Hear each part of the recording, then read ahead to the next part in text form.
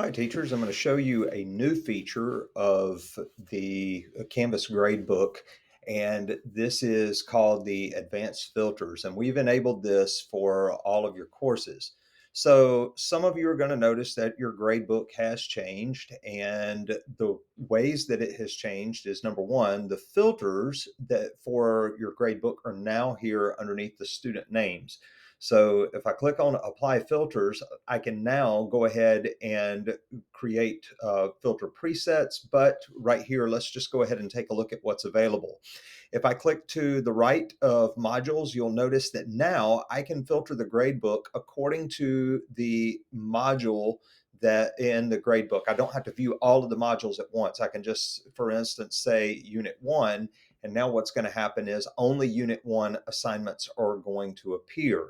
If I uncheck that, now all of my assignments are going to appear. I'm going to go also ahead and click back, and now I can click for grading periods, and I can look back at fall or look forward to the spring.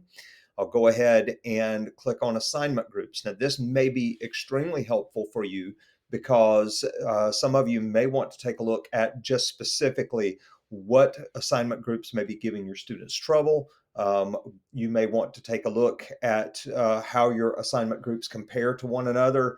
And you also, it's going to take out the number of columns that you're going to be looking at. So for instance, if I just click on homework here, you'll notice that I only have one homework assignment and it takes all the other assignments out. If I click on tests, then I can filter back.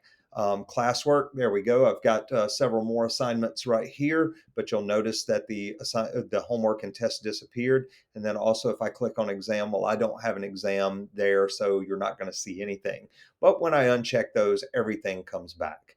Let's just go ahead and look at student groups. This is also very, very helpful because when you click on student groups, you can see your individual classes rather than just all of your students at one time. You can also click on the submissions. You can also see what assignments have ungraded submissions in them. And this may be extremely helpful if you're, say, behind in your grading, you need to get to your stuff really quick that you know needs to be done. And you can look at just the assignments that require grading and not have to scroll through all of them at one time.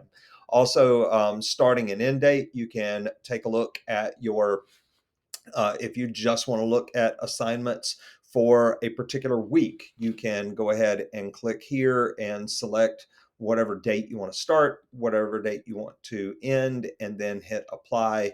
And only the assignments within those groups or within those dates are going to appear.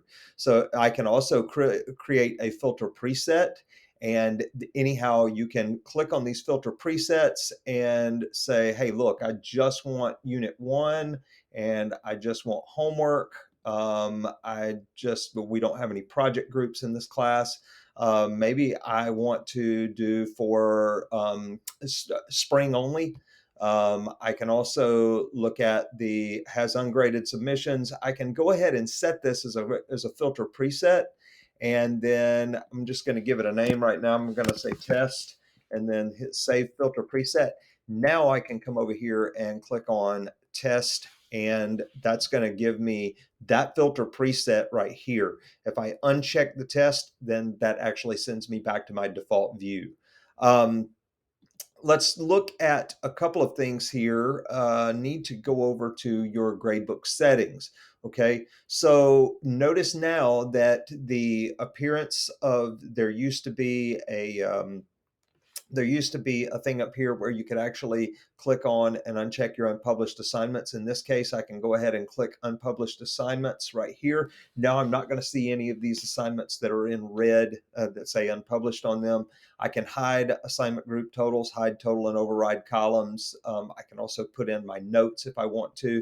I can change my status color. Also here, just remember that whenever we can now assign by assignment name or sort by assignment name. Due dates, remember if you have multiple sections, that functionality is broken. So if you go to sort by due date, you're not going to be able to see those assignments in order. But we can see modules from first to last, and that may be something that helps you out. If we click over here on advanced, you'll notice here that there is a way for us to allow a final grade override. This is very helpful for some of you who've been keeping your grades in a spreadsheet and then transferring them over to MyCCS. This also may be helpful if you want to put your exam grade in here, but and let's say the what the student got in Canvas may not be what you actually want to put in the grade book. Right here, if you click on allow final grade override and you click on apply settings, now when I slide over here, let's go ahead, you'll notice here that I have the ability to override that grade. So for this particular student, maybe I want to give him a 50, and now that grade is overridden with that. If I want to put a 64, I can still put that there. Let's go ahead. Let's raise him up to a 66. Let's see if a D pops in. Yep, there we go. So that override is there, and the student will actually only see that override. Okay, so hopefully this is something that's going to help you guys out in terms of being able to see your grade book in a more effective way. If you have any questions, please feel free to stop by Learning Commons and see me, or send me an email, even radio me, and I'll be happy to come over and walk through some of this stuff a little bit more for you. Thanks very much for watching.